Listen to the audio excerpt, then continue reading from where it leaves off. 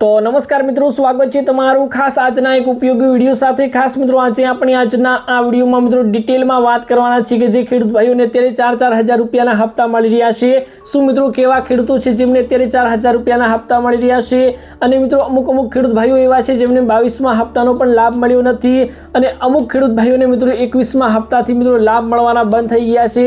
तो शुं मित्रों प्रोसेस छे, शुं करवाथी आपणने बंने हप्ताना लाभ मळशे अने कया खेडूत भाईओने आ 4-4 हज़ार रुपयाना हप्ता मळी रह्या छे संपूर्ण मित्रों डिटेल में आजना आ विडियो में आपणे बात करवाना छीए। तो तमने आजनो आ मित्रों विडियो सारो लागे तो विडियो ने एक लाइक करजो।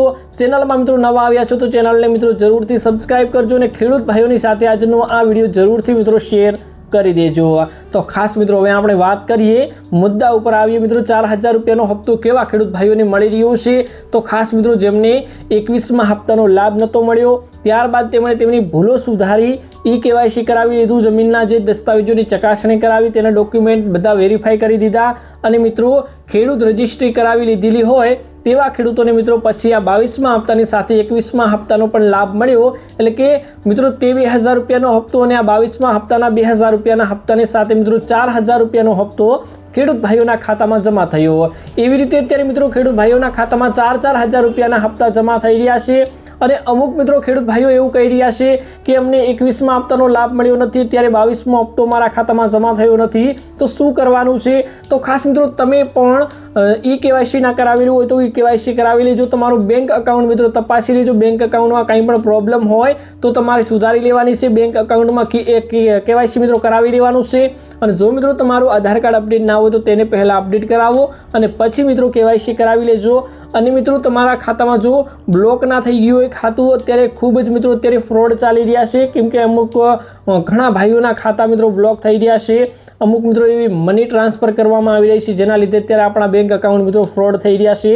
જે ગેમોમાં મિત્રો અત્યારે પૈસા નાખવામાં આવે છે તે અત્યારે મિત્રો પૈસા જ્યાં અકાઉન્ટમાં ફરે છે તે અકાઉન્ટ અત્યારે બ્લોક કરવામાં આવી રહ્યા છે। તો તમારું પણ મિત્રો ખાતું ચકાસી લેજો। જો બંધ પડ્યું હશે તો તમારા ખાતામાં મિત્રો 2,000 રૂપિયાનો હપ્તો નહીં આવે।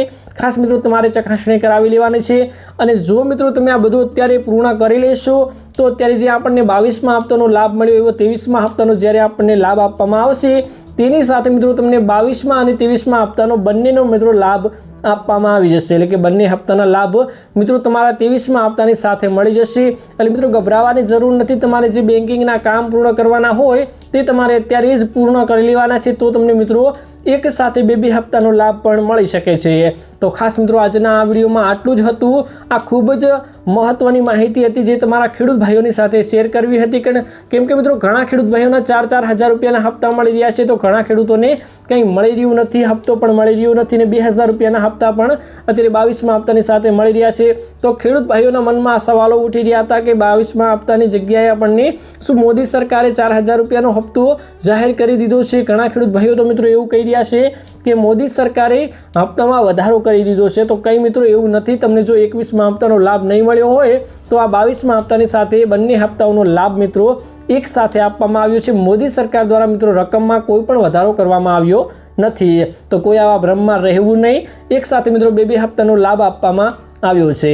તો બસ મિત્રો આજના આ વિડીયોમાં આટલું જ હતું। તમને આજનો આ વિડીયો મિત્રો કેવો લાગ્યો જરૂરથી મિત્રો કમેન્ટ બોક્સમાં તમારો અભિપ્રાય જણાવજો અને ખેડૂત ભાઈઓની સાથે આજનો આ વિડીયો જરૂરથી શેર કરજો। અને ચેનલમાં મિત્રો તમે નવા આવ્યા છો, આજના આવા તમને ખેડૂત ઉપયોગી વિડીયો સારા લાગતા હોય તો ચેનલને મિત્રો જરૂરથી સબસ્ક્રાઇબ કરજો। મળીશું એક નવા વિડીયોની સાથે। ત્યાં સુધી બધા મિત્રોને જય દ્વારકાધીશ।